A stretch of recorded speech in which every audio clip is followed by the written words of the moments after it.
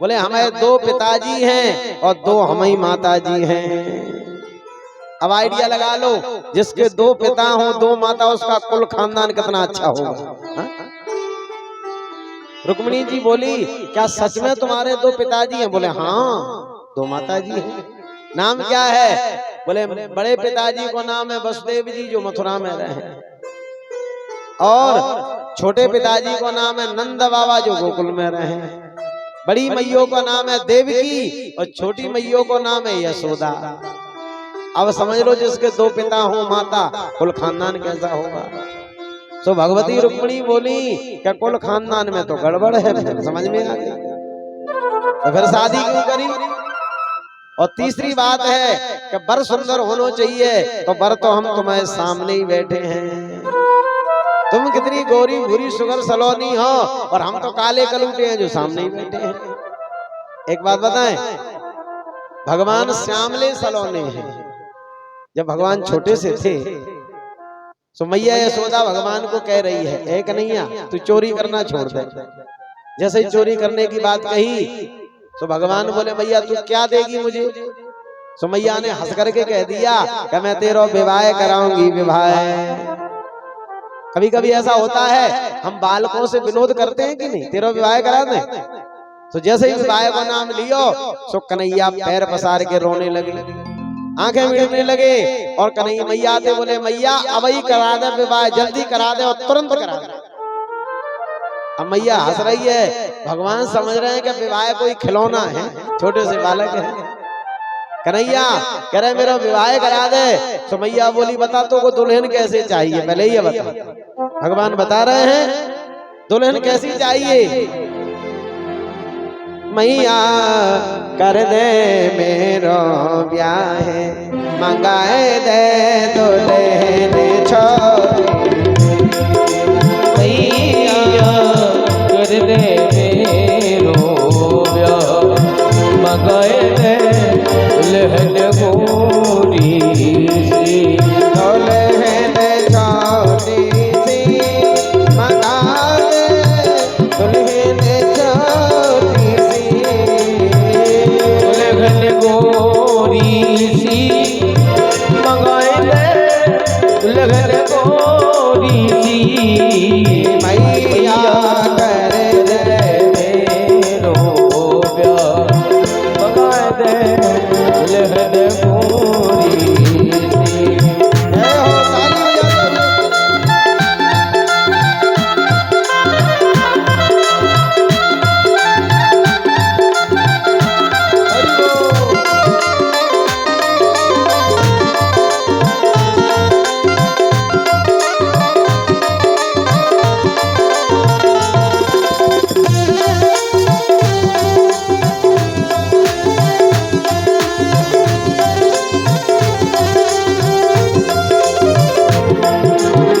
गोरे गोरे बारी होए होरी सी बेचारी बड़े कारे नथ वाले बड़े गोपी की लगी। ढूंढ दे तुम्हारे आवे तेरों का जाए झट दुल्हा बनाए बात मान ले भली। जटे दूल्हा बनाए बात मान ले भली। बीचो छोटे बीचो रचाए दे मेहंदी थोड़ी सी। मैया कर दे मेरो ब्याह, लगाए दे दुल्हन गोरी सी। लगाए दे दुल्हन गोरी सी, लगाए दे दुल्हन गोरी सी।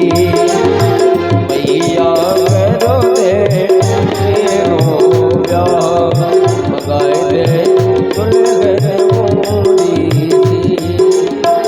मैया करो दे मेरो ब्याह, लगाए दे दुल्हन गोरी। भगवान कह रहे हैं छोटी सी हो सुगर छोटी सुआ सारी नाक आंख मोटी। तोते छुपाए मुँह घूंघट में बतलाया जाए थोड़ी थोड़ी। मैया से ऐसे बातें कर रहे हैं। तो देखिए मेरा आपसे निवेदन है कि भगवान तो श्यामले सलोने हैं। भगवान हंस करके बोले तद दृष्टा भगवान कृष्णा प्रिया प्रेम बंधना हास प्रौढ़ मजानन्त्य करुणा सोन कंपयन। भगवान बोले ऐसा करो श्यामाजू, यदि आपने गलती से विवाह कर दिया हो तो अभी कुछ नहीं बिगड़ा, चलो तुम्हें शिषपाल के घर छोड़ करके आओ। भगवान ने ऐसा व्यंग किया, विनोद किया, और जैसे ही व्यंग किया तो आज भगवती रुक्मिणी जी के आंखों में से अश्रु बहने लगे। भागवत में लिखा है प्रमज्या शुक्ले नेत्रे स्तनौ चोप हतौ शुचा, अश्रु बिंदु टपकने लगे, अश्रुपात होने लगा और भगवती रुक्मिणी जी एकदम बेहोश होकर के सिंहासन से जमीन पर गिर पड़ी। भगवान दौड़ करके आए और अपने पीताम्बर से हवा करने लगे, पसीना पोंछने लगे। अरे श्यामाजू, मैं तो आपसे मजाक कर रहे हो और आपको ये बात सही लगी। तात प्रेम कर ममियर तोरा और जानत प्रिया एक मन। हे रुक्मिणी जी, आपके और मेरे प्रेम को कोई समझ नहीं सकता, एक प्राण दो दे। राधा कृष्ण स्वरूपमयी कृष्णम राधा स्वरूपणम कलात्मानम निकुंजस्तम गुरु रूपम भजाम्यहम। तो यहाँ रुक्मिणी जी ने व्यंग किया, विनोद किया। इस कथा से आपको शिक्षा मिलती है कि दाम्पत्य जीवन में प्रेम से रहना चाहिए। यदि आपको गृहस्थ आश्रम का आनंद लेना है तो एकदम हास प्रयास भी होना चाहिए और प्रेम से रहना चाहिए। भाई सास बहू का झगड़ा हो जाए माता तो ध्यान देना, उसको अलग कर दो, समाधान है। देवरानी जेठानी का झगड़ा हो जाए तो भी समाधान, लेकिन बताओ पति पत्नी का झगड़ा हो जाए फिर कोई समाधान है? फिर तो केवल एक ही समाधान है, चली जाओ कोर्ट में। लेकिन कलयुग में दंपत्ति नाम चकलकनम, सबसे ज्यादा युद्ध छिड़ा है पति पत्नी के जीवन में, दाम्पत्य जीवन में। इसलिए आए दिन तलाक हो रहे हैं, आए दिन कितनी कोर्ट कचहरी में लोगों को भागना पड़ता है। इसलिए भाई गृहस्थ आश्रम का एक आनंद यदि लेना है तो पति पत्नी में परस्पर प्रेम होना चाहिए, स्नेह होना चाहिए। ये दुनिया वालों को भगवान ये शिक्षा दे रहे हैं। यहाँ सुखदेव जी महाराज कहते हैं, राजन भगवान के 16,108 विवाह संपन्न हुए। जो वेद के मंत्र हैं वही भगवान की पटरानी बनी। बोलो जय श्री कृष्ण। जय श्री। एक पटरानी के कितने बालक हुए? 10। एक ही सस्ता कृष्णस्य पुत्रान 10 बला। आप मोबाइल हाथ में लिए हो, कैलकुलेटर लेकर के गुणा भाग कर लेना। एक पटरानी के 10 बालक हुए तो 16,108 के कितनी संतान भई होगी? ये भगवान की संतति का वर्णन। सुखदेव जी महाराज कहते हैं, राजन ऐसे भगवान के यहाँ 16,108 विवाह संपन्न हुए। रुक्मिणी जी भगवान कृष्ण के एक पुत्र थे प्रद्युम्न, और प्रद्युम्न के बालक हुए अनिरुद्ध। और हमने सुना है कि अनिरुद्ध का विवाह किसके संग में हुआ? बोले अनिरुद्ध जी का विवाह हुआ है बाणासुर की पुत्री उषा से। तो इस झांकी का दर्शन कराओ। और शंकर भगवान का और कन्हैया का भी यहाँ युद्ध हुआ। बाणा पुत्र सतत ज्येष्ठो बलेरासीन महात्मना एन वामन रूपाय हरदाय मेदिनी। देखो भाई, ये बाणासुर बलि का पुत्र है और ये शंकर जी का परम भक्त था। सुखदेव जी कहते हैं एक इनकी बेटी है, इसकी बेटी का नाम है उषा। और ये बाणासुर कहाँ का राजा है? शोणितपुर का ये राजा है। और इसका एक मंत्री है, उसका नाम है कुम्हांड। बोलो जय श्री कृष्ण। और कुम्हांड का एक बेटी है, उसका नाम है चित्रलेखा। यानी राजा की बेटी और मंत्री की बेटी दोनों में परस्पर प्रेम हो गया। भोजन करती हैं तो एक थाली में करती हैं, और तो कहें क्या, यदि उद्यान में घूमने जाती हैं तो साथ में जाती हैं, दोनों सहेली हैं। और रात्रि में यदि विश्राम करती हैं तो दोनों एक खटिया पर विश्राम करती हैं। राजा की बेटी और मंत्री की बेटी। एक बार की बात है कि अर्धरात्रि के समय और रात्रि की बेला में उषा ने एक स्वप्न देखा। क्या स्वप्न देखा? भागवत में लिखा है, तस्य उषा नाम दुहिता स्वप्ने प्राद्युम्न नाम रतिम कन्यालवत कांतेन प्राग दृष्ट श्रुतेन सह। अर्धरात्रि के समय एक स्वप्न देखा, हाँ कांत कहते हुए वो चिल्ला पड़ी उषा, यानी मेरा होने वाला प्रियतम मेरे पलंग पर आ गया। कांत कांत कह के चिल्लाने लगी। चित्रलेखा बोली, ए देवी जी क्या हो गया, बहन क्या हो गया? सो उषा नीचे गर्दन किए है और कहने लगी, आज मैंने होने वाले पति का दिव्य दर्शन किया है। अपने स्वप्न के बारे में बताने लगी। बोले क्या हो गया? बोले मैंने अपने प्रियतम का आज दर्शन किया है। छीन लिया मेरा भोला समन राधा रमण प्यारा राधा रमण। छीन लिया मेरा भोला समन राधा रमण प्यारा राधा रमण। ये उषा कह रही है चित्रलेखा, छीन लिया मेरा भोला समन राधा रमण प्यारा राधा रमण। छीन लिया मेरा भोला समन राधा रमण प्यारो राधा रमण। गोकुल का बाला वो ब्रज का बसैया, गोकुल का बाला ब्रज का बसैया, सखियों का मोहन और माँ का कन्हैया। सखियों का मोहन माता कन्हैया। सखियों का दुख और निर्धन का दान, राधा रमण मेरो राधा रमण। छीन लिया मेरा भोला समन राधा रमण प्यारो राधा रमण। जय हो, मुझे हाथ करके ताली बजा करके सभी लोग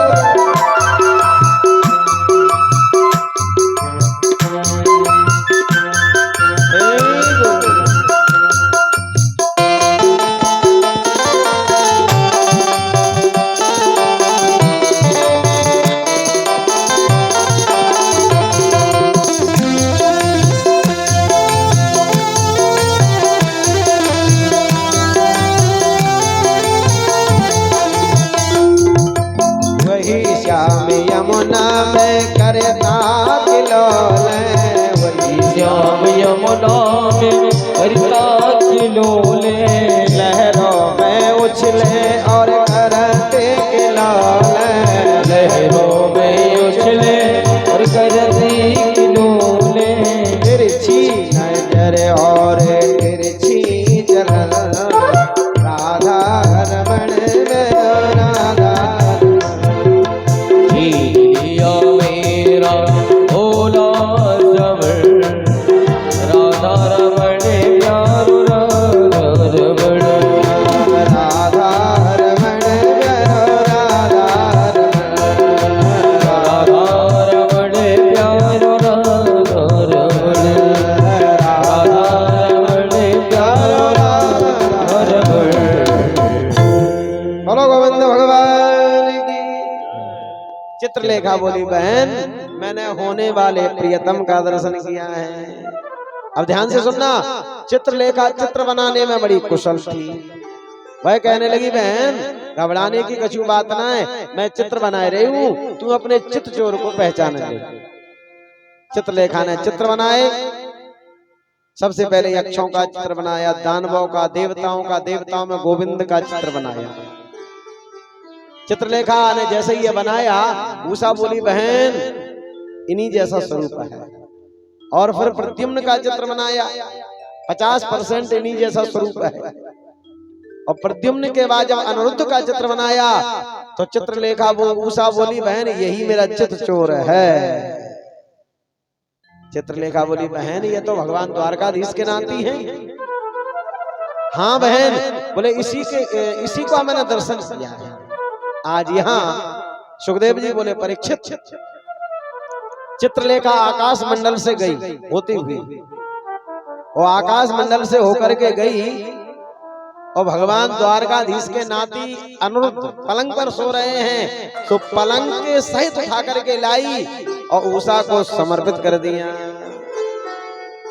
अब यहाँ एक दिन की बात है कि उषा अनिरुद्ध जी के साथ में पासे खेलते हैं।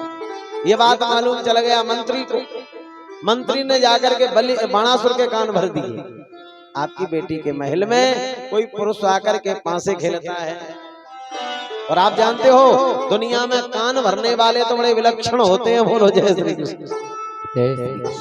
और जो बड़े लोग होते हैं ना वो अक्सर कर कान के बहुत कच्चे होते हैं, ध्यान रखना। राजा हो महाराजा हो, इनके पास में एक बहुत बड़ी कमी रहती है इनमें, जैसा जिसने कह दिया उसी को मान लिया। भाई कानों से सुनी बात प्राया करके मिथ्या होती है, झूठ होती है। आंखों से जब देख लो तब उसको सत्य मानो। आजकल दुनिया में लोगों की निंदा स्तुति कर रहे हैं, बुराई कर रहे हैं। मालूम है बुराई क्यों होती है? क्योंकि उसके पास में कुछ है तभी तो लोग निंदा करते हैं। जिसके पास कुछ है ही नहीं तो निंदा उसकी कहां से होगी बताइए। बोलो जय श्री कृष्ण। एक बार हाथी गांव में आता है, उदाहरण से समझ लें। हाथी जब आता है तो ग्रामीण अंचलों में हाथी की पूजा होती है, गणेश जी मान करके होती है कि नहीं? हाथी जब गांव में आए तो बड़े बूढ़े लोग हाथ जोड़ के खड़े हो जाते हैं। माताएं रोरी चावल आरती लेकर के पूजन करती हैं। करते हैं कि नहीं? पूरा गांव पूजन करेगा।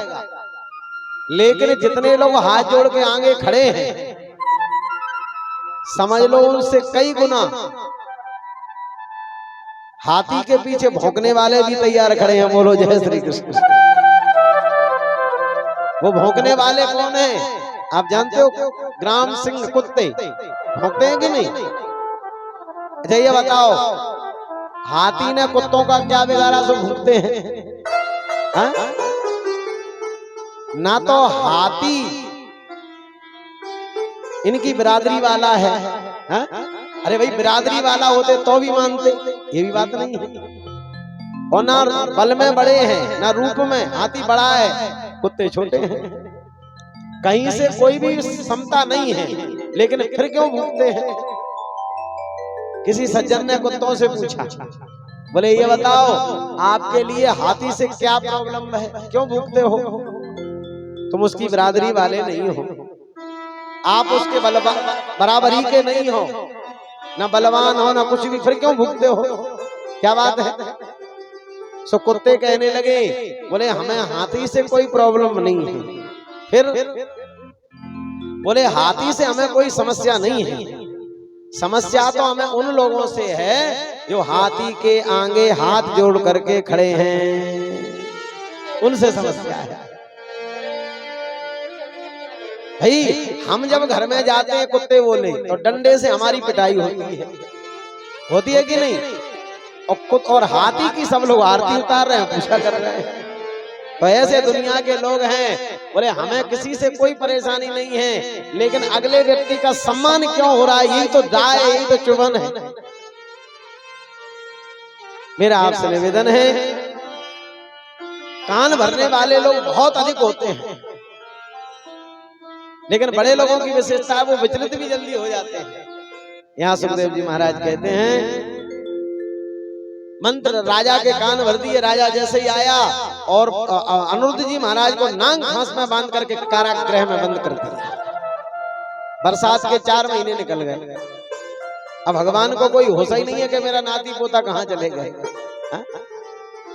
अब नारद जी ने विचार किया भगवान को तो खबर नहीं है लेकिन खबर तो हमें देना है क्योंकि हम सूचना महामंत्री हैं। नारद ने बीणा उठाया और पहुंच गए द्वारकाधीश के पास और क्या बोले, नारदा तदुपाकर्ण्य वार्ता बद्धस्य कर्मचः त्रयौ शोणितपुरं वृष्ण्यः वृष्णया कृष्ण देवता। जाकर के नारद जी गए और भगवान से बोले नारायण नारायण। भगवान ने स्वागत किया, आओ नारद जी स्वागत है, पधारिए। कोई खबर? नारद जी बोले पहले ये बताओ कि आपके विवाह कितने हुए? भगवान बोले 16,108। तो नारद जी बोले नारायण नारायण, आपने तो 16,108 विवाह कर लिए और हमने इच्छा करी कि एक विवाह हो जाए, उस बंदर का मुख दिया था। भगवान बोले आगे की बातें सुनाओ, क्या कहना चाहे, तो पीछे बातों को छोड़ो। बोले ये बताओ आपके बच्चे कितने हैं? बोले एक पटरानी के 10 बालक। और बोले ये बताओ फिर नाती पोता? सो भगवान बोले नाती पोताओं की तो कुछ गिनती ही नहीं है कितने हैं। बोलो जय श्री कृष्ण। यहाँ नारद जी हंसने लगे। नारद जी बोले आपको मालूम है कि आपके एक नाती अनिरुद्ध और बाणासुर के कारागृह में बंद हैं। बरसात के 4 महीने निकल गए। भगवान को जैसे ही खबर लगी तो भगवान अपनी अक्षौणी सेना लेकर के बाणासुर के ऊपर आक्रमण किया। और जैसे ही आक्रमण किया यह बात मालूम चल गई शंकर भगवान को। शंकर भगवान बाणासुर का चेला है। शंकर भगवान आए, आकर के दरवाजे पर त्रिशूल लेकर के खड़े हो गए। और जैसे ही भगवान कृष्ण आए, कृष्ण भगवान बोले कहो भोलेनाथ कैसे पधारे? भगवान शंकर बोले चेला के ऊपर संकट पड़ेगा तो गुरु महाराज तो आ जाएंगे, आना ही चाहिए उनको विपत्ति में। जैसे यह सुना तो यहाँ भगवान कृष्ण ने विष्णु ज्वर छोड़ दिया और शंकर जी ने माहेश्वर ज्वर टकरा गए। प्रलयंकारिणी बेला जैसी उपस्थित हो गई। उस समय सभी देवताओं ने निवेदन किया, आग्रह किया, तो यहाँ उषा का विवाह अनिरुद्ध से संपन्न हो गया। बोलो गोविंद भगवान की। आगे भगवान सुंदर सुंदर लीलाएं कर रहे हैं। एकदा एक दो पवनम राजन जगुर यद कुमार का। एक बार यदुवंश के कुछ बालक थे, वह खेलते खेलते गए और क्या देखा, एक कुएं में गिरगिट पड़ा है। गिरगिट, सुंदर गिरगिट को जब देखा तो सभी यदुवंशी बालक गए भगवान के पास। एक गिरगिट पड़ा है, कन्हैया जैसे ही आए सुखदेव जी बोले, भगवान ने जैसे ही उसको स्पर्श किया तो वह पुरुष के रूप में प्रकट हो गया। मुकुट बंधा है, कानों में कुंडल हैं। भगवान कहने लगे क्यों जी आपका परिचय, आप कौन हैं? जो गिरगिट था वो पुरुष बन गया। वह कहने लगा मेरा नाम है राजा नृग, मैं नृग हूँ। फिर बोले इस योनि में कैसे चले गए, क्या बताएं? नगो नाम नरेंद्रो हो इच्छाकू तनया प्रभु। आपने सुना होगा कि दान देने में फर्स्ट नंबर पर मेरा ही नाम है, इतना बड़ा मैं दानी था। लेकिन गिरगिट क्यों बन गए? बोले उसका कारण यह है, एक बार मैं 5,000 गाय रोजाना दान करता था अपने खजाने में से। एक पंडित जी को हमने दान में दी 5,000 गाय, ध्यान से सुनना। और जैसे ही मैं दान करके निवृत्त हुआ कि उस पंडित जी की गाय में से एक गाय निकल के आई और मेरे खिरक में सम्मिलित हो गई। बोलो जय श्री कृष्ण। गाय सम्मिलित हो गई। जब दूसरे पंडित जी आए तो मैंने 5,000 गाय उनको दान में दी। अब उनमें पंडित जी की जो गाय थी वो भी चली गई। वह पंडित जी आए, बोले ये तो मेरी गाय है। और जिन पंडित जी को मैंने दान में दी थी वो कहने लगे अभी अभी मुझे दान में दिया है। महाराज राजा नृग बोले महाराज जी एक गाय के बदले में 10 गाय ले लो और ये गाय पंडित जी को दे दो। लेकिन पंडित जी बड़े हटेले थे, नहीं नहीं मैं वही गाय लूंगा। और दूसरे वाले बोले मैं भी वही लूंगा। जिद पड़ गए। परिणाम यह निकला कि मुझे श्राप दे दिया। बोले जाओ तुम गिरगिट की योनि में चले जाओ। और जब मैंने निवेदन किया तो कह दिया द्वापर युग में भगवान कृष्ण का विवाह होगा, अवतार होगा, उस समय तुम्हारा उद्धार हो जाएगा। तो इस कथा से आपको एक शिक्षा मिलती है कसवत्तां परदत्तांबा ब्रह्मवृत्यं हरे जया षष्ठवर्षाणि सहस्राणि इष्टायां जायते क्रमी। कोई व्यक्ति राष्ट्र की संपदा का हनन करे, गौचर भूमि, गौचर जो भूमि होती है ना ग्रामीण अंचलों में, यदि उसको तुम अपने कब्जा में ले लोगे, ध्यान से सुनना, अन्न पैदा करोगे, स्वयं खाओगे, बच्चों को खिलाओगे, तो व्यासपीठ पे लिखा है कि ऐसा व्यक्ति 60,000 वर्ष तक भिष्टा का कीड़ा बनेगा। मन का धन कोई भी कर ले, मंदिर की जमीन का जो दोहन करेगा, मठ मंदिर की जो जमीन है उसका दुरुपयोग करेगा, ब्राह्मण की वृत्ति का कोई हरण करेगा, गाय की वृत्ति का जो हरण करेंगे, ऐसे व्यक्ति 60,000 वर्ष तक भिष्टा का कीड़ा बनेंगे। आज के जमाने में देखा, करोड़ों रुपए सरकार का लोग डकार रहे हैं, इतने लंबे चौड़े पेट हैं कि लोगों के पेट ही नहीं भर रहे हैं। जितने बड़े पैसे वाले हो समझ लेना उतने उनका पेट खाली पड़ा है, करोड़ों का टर्नओवर हो रहा है, लेकिन फिर भी शांति नहीं है, अशांति है। इसलिए भाई जो राष्ट्र की संपदा का हनन करता है या उसको भक्षण करता है, वो 60,000 वर्ष तक भिष्टा का कीड़ा बनेगा। बोलो गोविंद भगवान की। यहाँ से राजा नरक का उद्धार कर दिया, बलराम जी ब्रज की यात्रा के लिए निकल पड़े। सुखदेव जी महाराज कहते हैं यहाँ भगवान के 16,108 विवाह हो गए। पौंड्रक राजा की कथा का वर्णन किया। पौंड्रक अपने आप को कृष्ण कहता था, मैं कृष्ण। देखो इस कथा से आपको सीखना है, आप भगवान के भक्त बनना, लेकिन भगवान कभी मत बनना। जितने लोग भगवान बन के पूजे हैं उनका जीवन बर्बाद हो गया, ध्यान रखना। बड़े लोगों की यह मान्यता है, कोई आपका पूजन करे, सम्मान करे तो संत जन कहेंगे भैया भगवान का पूजन करो, हम तो भगवान के दास हैं, ऐसे बोलते हैं ना। हनुमान चालीसा आपने सुना होगा, शिव चालीसा, दुर्गा चालीसा, लेकिन एक महात्मा जी ऐसे हो गए जिनके नाम का ही चालीसा बन गया था। वो कौन थे? आसाराम चालीसा बन गया था कि नहीं? अब वो आसाराम चालीसा जब बना तो बेचारे चले गए, तो जिंदगी बर्बाद हो गई। भगवान कभी मत बनना, सीधी सी बात, भगवान के भक्त बनना।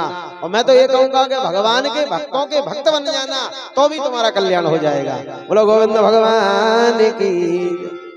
यहाँ 3 बज चुके हैं, हल्का सा थोड़ा सा विश्राम है, आप लोग जलपान कर लें, बातें करना।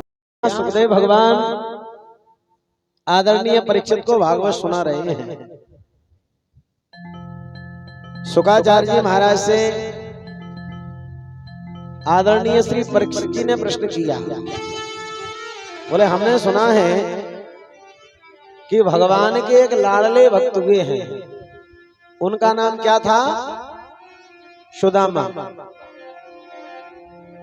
जो दीनहीन पर भगवान कृपा करने वाले हैं, गरीबों को कृपा दृष्टि करने वाले हैं मेरे परमात्मा श्याम सुंदर कृष्ण।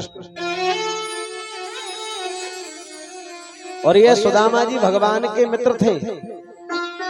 थोड़ी सी इनकी झांकी का आप हमें दर्शन कराएं, तो सभी लोग शांति का परिचय देंगे और आराम से बैठ करके, ज्यादा विस्तार से तो मैं नहीं कहूंगा, लेकिन फिर भी आप लोग कथा को श्रवण कर लें। कृष्ण स्यासेत सखा कश्चित ब्राह्मणो ब्रह्मवित्तमः विरक्ति इंद्रियार्थेषु शांतात्मा जितेन्द्रियः।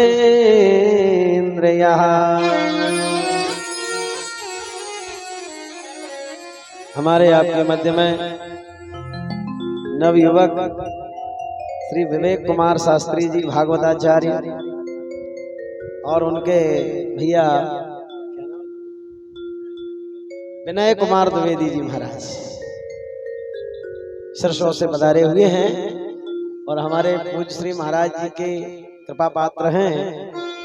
राम लक्ष्मण जैसी जोड़ी। जब महाराज जी कहीं कार्यक्रम में प्रस्थान करते हैं तो तो प्रायः करके दोनों महाराज जी के सानिध्य में संगीत पर वादन करते हैं और वैसे भागवताचार्य भी हैं, केवल महाराज श्री की ही कथा में वह संगीत का वादन करते हैं। ऐसे दोनों हमारे नवयुवक शास्त्री जी के लिए वे ताली बजा करके एक बार स्वागत करेंगे। बोलो गोविंद भगवान की। सभी लोग बैठ जाएंगे। सुखदेव भगवान बड़े सुंदर तरीके से आदरणीय श्री सुदामा जी महाराज का उपाख्यान वर्णन करने लगे। कृष्णस्यासेत सखा कश्चित् ब्राह्मणो ब्रह्मवित्तमः विरक्तीन्द्रियार्थेषु प्रशान्तात्मा जितेन्द्रियः। एक भगवान के लाडले भक्त हैं, इनका नाम है सुदामा। वो जाति के ब्राह्मण हैं और भगवान श्याम सुंदर के परम सखा मित्र। विरक्त हैं, संसार में रहते हैं, लेकिन ऐसे रहते हैं जैसे कीचड़ में कमल विकसित होता है। इंद्रियों का दमन करने वाले, प्रशांत मन वाले आदरणीय श्री सुदामा जी महाराज सुबह 4 बजे उठते हैं, भगवान की संध्या उपासना करते हैं, भजन करते हैं। एक बात याद रखना, ब्राह्मण का जो शरीर है वह गलत कार्य करने के लिए नहीं है। आज के जो भू देवता हैं, ब्राह्मण देवता हैं, उन्होंने अपने महत्व को तो समझ रखा है, परंतु कर्तव्य का उनको विस्मरण हो गया है। बोलो जय श्री कृष्ण। जय श्री कृष्ण। ब्राह्मण का जो शरीर है वो किस लिए मिला है पता है आपको? ब्राह्मण से देहोयम क्षोत्र कामाय नेष्यते कृच्छाय तपसे चेहम प्रेत्यानंत सुखाय च। ब्राह्मण को जो शरीर है वह कठिन दुख सह करके और धर्म की स्थापना के लिए, धर्म की रक्षा के लिए ब्राह्मण का शरीर बनाया है। ये गलत कार्यों के लिए नहीं है ब्राह्मण का शरीर, क्योंकि ब्राह्मण समाज के लिए एक दिशा निर्देश देने वाली विभूति है। तो ऐसे उन्हीं में हमारे आदरणीय श्री सुदामा जी महाराज, उनकी भार्या का नाम है श्रीमती सुशीला। नाम जैसा नाम है ना, गुण भी उसका वैसा ही है, पतिव्रता है। और सुदामा जी के साथ में वह रहती है। यद्रक्षयोपपन्नेन वर्तमानो गृहाश्रमी। सुदामा जी महाराज के पास में संग्रह के नाम पर एक मुट्ठी आटा भी इनके पास में नहीं है। बोलो जय श्री कृष्ण। जय श्री कृष्ण। सुदामा जी महाराज की ऐसी मनोवृत्ति है, अर्थ न धर्म न काम रुचि गति न जहो निर्वाण जन्म जन्म रति राम पद यह वरदान नया। अर्थ धर्म काम मोक्ष किसी की भी उनके मन में कोई चाह नहीं है, इच्छा नहीं है। एक बार सुदामा जी महाराज कथा करने के लिए जाते हैं, जो भी उसमें चढ़ावा आता है उसी से गृहस्थी का पालन करते हैं। एक बात याद रखना, कई लोग कहते हैं कि सुदामा जी महाराज बहुत दरिद्री थे। सुदामा जी दरिद्री नहीं है। सुदामा जी ने अपने मुख से भले ही दरिद्री कहा है अपने आप को, पाहम दरिद्र पापियान पह कृष्ण स्त्री निकेतना, लेकिन सुखदेव भगवान ने सुदामा जी को कहीं दरिद्री नहीं कहा। दरिद्री कौन है? बोले जिसकी विशाल तृष्णा है वह दरिद्री है।